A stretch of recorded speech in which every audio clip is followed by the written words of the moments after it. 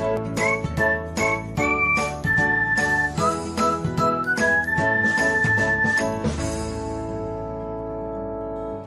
everyone, welcome back to another episode of Technologyglance. Today, in this video, I'm going to guide you through how you can blur server channel messages on Discord. So, let's get started.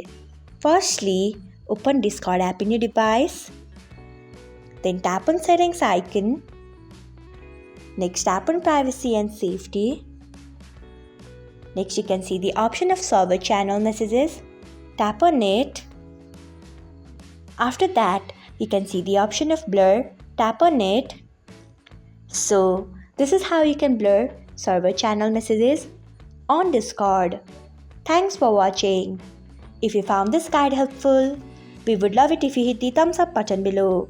We upload great new tech tutorials like this one every day. So, do not forget to subscribe to our channel and hit the bell icon so that you'll never miss another update.